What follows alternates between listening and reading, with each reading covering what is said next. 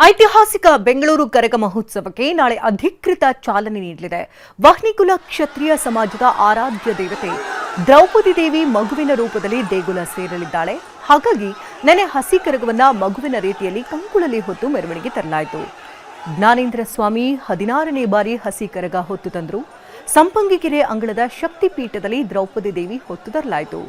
GBA ಮುಖ್ಯ ಕಚೇರಿಯಲ್ಲಿರುವಂತಹ ಆದಿಶಕ್ತಿ ದೇವಾಲಯಕ್ಕೆ ಬಂದು ಪೂಜೆಯನ್ನ ಸಲ್ಲಿಸಲಾಯಿತು. ಅಲ್ಲಿಂದ ತೆಂಗಳಪೇಟೆ ಧರ್ಮರಾಯ ಸ್ವಾಮಿ ದೇವಾಲಯದ ಶಕ್ತಿಪೀಠದಲ್ಲಿ ಹಸಿ ಕರಗವನ್ನಿಟ್ಟು ಪೂಜೆ ಮತ್ತು ಮಾಡಲಾಗುತ್ತಿದೆ.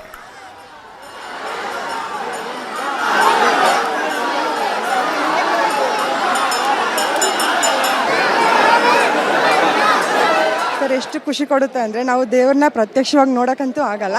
ಅಂಥದ್ದು ಆ ತಾಯಿ 3 ದಿನಗಳ ಕಾಲ ಆಹ್ವಾನ ಆಗಿರುತ್ತೆ. ಅದು ನೋಡ್ತಾ ಇದ್ದಂಗೆ ನಮಗೆ ಮೈಯೆಲ್ಲ ರೋಮಾಂಚನ ಆಗುತ್ತೆ. ಗೊತ್ತಿಲ್ಲದಲೇ ಕಣ್ಣೀರು ಬರುತ್ತೆ.